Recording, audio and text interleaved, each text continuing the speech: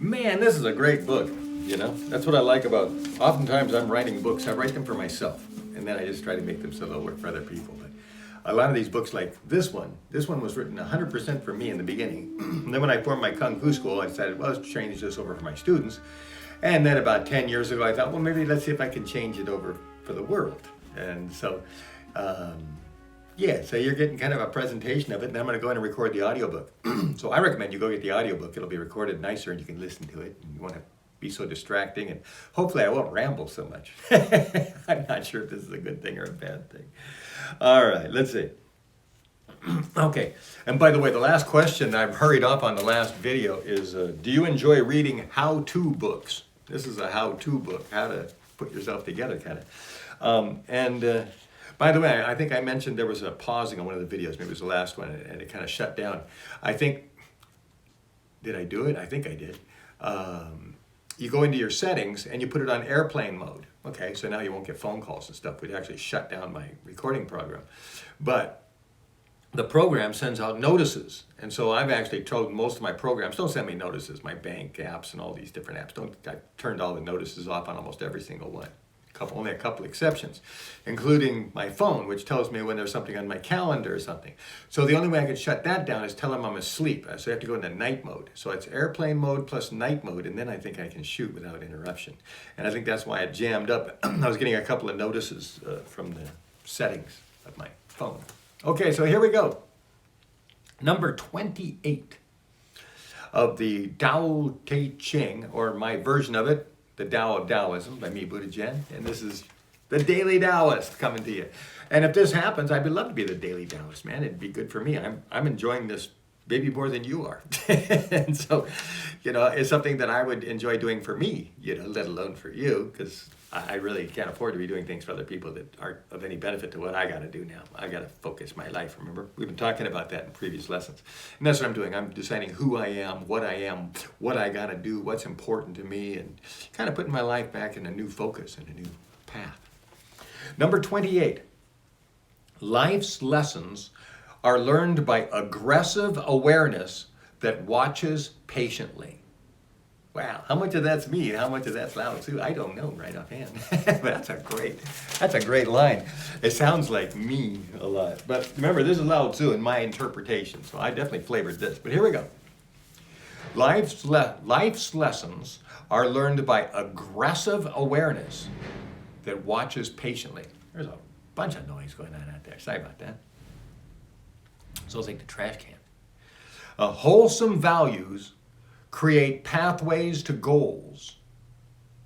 As rewards unfold naturally, according to the virtues of the person, who also realizes that the path rewards are not the goals. Wow, this is great stuff. This is great stuff. We should all review this on a monthly basis. We should read this book every month. Life's lessons are learned by aggressive awareness that watches patiently. Say, that's very good. And most people don't pay attention. I mean, tell me the colors of the houses down your street when you walk to the bus stop or whatever. You know, what are the colors? And, you know, pay attention. But in order to really pay attention means you got to aggressively pay attention. You're like, okay, look at that. Hey, I didn't even notice that house had a white porch, you know, and they're a gray house. And, you know, you'll start to notice, but it takes awareness, it takes an effort. Cows, no matter if they're all looking at the same thing, they ain't seeing nothing. Their head's just pointed that way. So that's how most people are. Their head's just pointed a certain direction. They don't see nothing. They don't see nothing. What am I talking? Very educated. Now, let me read it one more time. We'll continue. Wholesome values create pathways to goals. I like that. In other words, there's always a path to the goal, but let's do it with wholesome values. As rewards unfold naturally, in other words, you're going to get some rewards as you're headed towards your goal, according to the virtues of the person. Remember, so your values now are going to determine the rewards that are going to happen along your path. Like Trump's rewards are scorn and scandal, and he's going to be, I mean, to be honest with you, he's going to try to pardon himself, but he needs to go to court and go to jail for all of the stuff he's done as president. I'm serious. He should go to jail.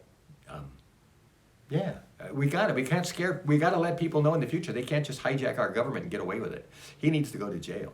But anyway, Those are his rewards. And those should unfold naturally. As soon as, okay, according to the virtues of the person, and his virtues are very, very illegal. Who also realizes that the path rewards are not the goals. And he realizes that these, well, actually, that's one of the reasons he's so screwed up. He thinks that all these rewards that he's getting, these payolas and everything, he thinks these are his goals, and that's why he's going to pay the price for that. His goal should have been to just be a good president, do the best for our country and all this. But no, he's just picking all the fruit off the tree. It was like, we want you to help us run this farm. And he says, oh, sure. And then he goes in and slaughters all the animals and eats all the stuff, you know, and he's just making a mess of the whole place. He's not taking care of it. He's not making it better than when he got there. He's just pillaging. So anyway, that's our president, pillaging our country, pillaging our democracy. Okay, here we go. What time is it? 5 minutes? Okay, I got a 15-minute limit to get this on IGTV. How much effort do you put into learning something new every day? Every day. What do you put into learning something new? It's so frustrating. I've got a friend of mine I'm trying to get to work with, I don't want to say names, but a fellow producer, just trying to get him to work on one of our movie projects. I don't have time. I can't even put in an hour a week. You know, he's just... So anyway, so he doesn't learn anything new every day. And I've known him for quite a few years, and I couldn't tell you what he's learned. I couldn't tell you what he's learned in the last few years. Nothing, as far as I can tell. But anyway, describe your patience. Describe your impatience. How much does it bother you when people are late?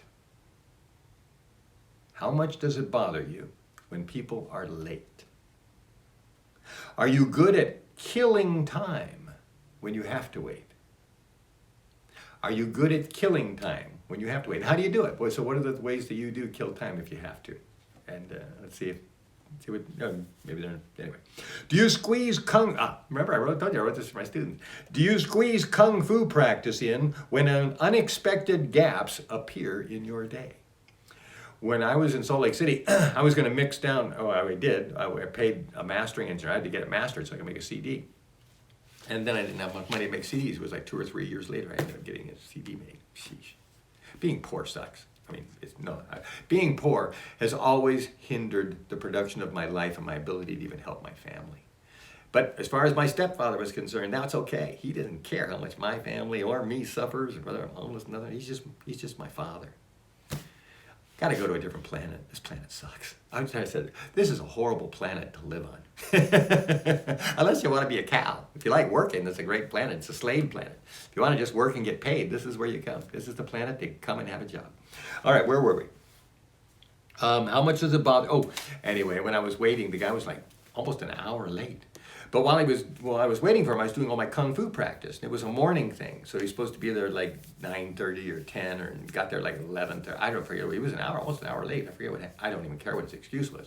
But the point was, while I was waiting, I was doing all my Kung Fu workout. So by the time he got there, I'd done my tantuis and some stretching and all that stuff. So I was like, yeah, I got my daily workout routine totally done. And then I went in there and mastered in the studio. So in a way, his being late, if I would have been on time, I wouldn't have done that. I wouldn't have got that workout in before the session. But having got the workout in, I was even, just in my prime. So you can make the day better sometimes by taking advantage of other people's mistakes. Okay? Work with the Tao. Don't fight against it. Anyway, there's lots of advice I could give you, but it's not going to do any good if you don't have that nature. We got to build in your nature. Otherwise, my advice isn't going to fit into your nature. So let's just figure out who you are.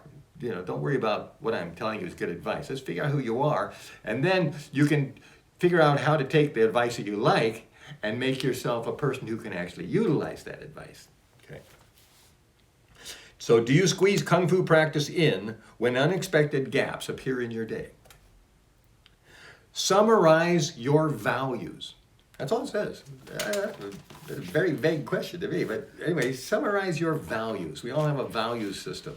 I go to work, I get paid, and I expect my wife to be there and my kids to be clean, and you get a values system. Or I expect to be treated well at work and have a safe place, and I need a parking spot. What are your values? Who influenced your values and how did they develop? Yeah, so if you're back to that worker thing and you want to work and you want to have a place for your car and stuff, are you imitating the role model of your dad or your mom? Is one of those have those type of relationships and scenarios and you're trying to fit into it and feel comfortable, taking over that cog in the wheel. Remember, I'm not making value judgments. I mean, you can probably tell that I may not ascribe to some of these things, but here we go, fast. These are not, but yeah, my value is to make you happy. Don't try to be an artist like me, and I shouldn't try to be a worker like you. See, we just got to play an art. We got to find our Tao, our natures. Okay, how many of your values were developed by you as opposed to the ones your parents may have taught you? And remember, I later, like 15 years later, 20 years later after this book, wrote the Act Zhen book. Act Zhen, to be Zen. And that's based a lot on this book and Buddhism and actually a lot on my UCLA script writing classes where we learned about character development and stuff. I put all that together, and that's Act Zhen. Great book. Great book. Another one of those books you'd like to read at least once a year. Okay. Yeah. How many of your values are your parents and your religion's teachings? So look at where your value is coming from. Okay, so you said a minute ago you had values. I will not lie, I will not cheat, I will not steal, I will not kill. Not everybody makes that value. Hopefully you do. Put that value down. If you can write down, I will not kill, I really would like to see you write that down. Let's see.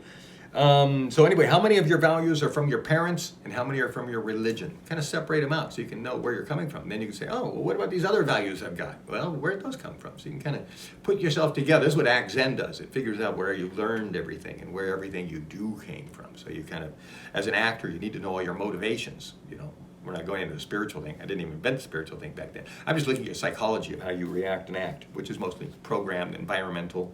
But as we of course have always noticed, whenever we do character program, a lot of people seem to be born in with certain traits. And now my soul theory explains it. Here we go. Despite all your values, how do you determine right from wrong? Okay, so you got all these values working for you, but how do you choose right and wrong? Well, it's whether I like it or not. It smells good or it doesn't smell good. Or what is it? How do you determine? What's my time? 12 minutes. Okay. Explain it says, list your virtues. Oh, your virtues. Now, how are you a virtuous person? How are you a role model? How are you better than average? How are you virtuous? How are you better than the average person? Got any virtues? Hope so. Explain the significance of money to you. Okay, how significant? My relatives all call it my money. That's my money. I don't want the government taking it. Less government, less money. They got all these weird perspectives. Their money. Their money. They've all been bankrupt with their money. They've taken their money and they've all been bankrupt. All my relatives, I think, have at least gone through one bankruptcy. I think every single one of them. They're all Republicans. It's a normal thing, I think. Anyway, got to hurry up. 13 minutes. Explain the significance of money to you. Like I said, my parents, it's theirs. And my mom said she's going to die with it. Remember I told you my stepfather died and won't give any? My mom says they're taking it to the grave. They don't even think it's right to give it to me when they're dead. I have no idea what he did with all his money. He's a millionaire. Well, he probably gave everything to her. So I guess she's got everything. So now she's a double millionaire or something. But anyway, but she said when she died, not going to get any. So my parents. Like I said, I wanted to find a better planet. They got to be I got to find a planet with good parents on it. Okay. What rewards have come to you recently? Okay, and be thankful. We got to be thankful for these. I actually did get a few rewards, and my parents, my horrible relatives. I mean, they've actually bailed me out a couple of times. One of my cousins, without a donate, I told him I'd make it a donation to Taoist Youth, but it was really to me. He gave me $1,000, and without that, I wouldn't have been able to rent the truck and everything and escape. I would have been stuck in Vegas even longer. So I got to give thanks to one of my cousins for that. One of my brothers actually gave me his old car when he replaced it, and so I do get little things, and I remember every one of these things, and I appreciate them. But overall, Okay, I got to hurry real fast. What rewards have come to you recently? What rewards are near? What rewards do you have coming up here? What goals were completed recently of yours? And what goals are near? So remember, these rewards and your goals may tie together, and that's what we're kind of looking for. I got to hurry up and end this real fast. Daily Taoist here. But yeah, look at your goals, and then look at the rewards you're getting, and try to figure out the relation and put your virtues and see if the whole thing, if Lao Tzu is right.